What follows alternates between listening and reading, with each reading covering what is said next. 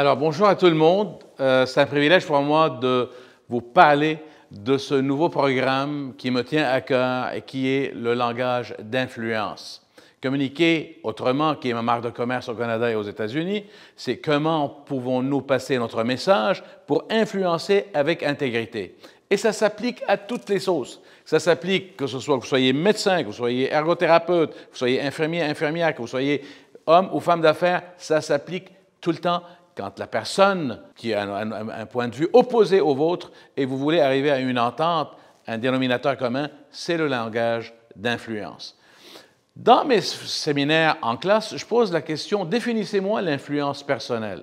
Alors, j'entends toutes sortes de réponses, toutes sont bonnes, et on peut dire que la moitié n'est pas aussi bonne. Influencer quelqu'un avec intégrité, c'est l'amener à voir autrement le point de vue qu'il a déjà en tête. Donc, modifier les paradigmes, en anglais on dit « paradigm shift ». Alors, comment est-ce qu'on peut le faire? Il faut que je sois bien dans ma peau, que je sois confiant, et je ne suis pas condescendant, je ne suis pas en train d'imposer mon point de vue, je suis en train de questionner pour amener la personne à revoir les choses autrement. Alors, maximiser son influence personnelle. On a eu tout le temps de l'influence, même dans l'histoire de l'humanité, dans la préhistoire. L'être humain a passé de la conscience de soi à la conscience des autres. Il y a des autres, c'est une espèce qui est un peu plus intelligent, plus avancé que les autres, mais il y a quelqu'un d'autre à côté de moi. Donc, si je suis capable de mieux communiquer, d'influencer sa décision, mais nous allons être tous mieux ensemble, la tribu va se nourrir, les gens vont être mieux, nous allons des fois éviter les guerres et créer des alliances. Donc, la communication est le plus beau cadeau que l'être humain ait reçu depuis l'histoire du Verbe. Alors, comment se fait-il qu'aujourd'hui, avec toute la nouvelle technologie, on communique plus ou moins bien? Le langage d'influence n'a pas sa place.